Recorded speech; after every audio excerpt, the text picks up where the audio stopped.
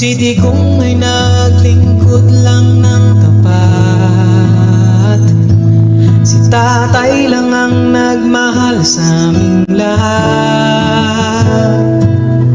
Ibalik niyo si Tatay Digong, walang salang ikinulong. Palayain niyo na ngayon, kasarin nila'y nakataya, kapayapaan ng bansa.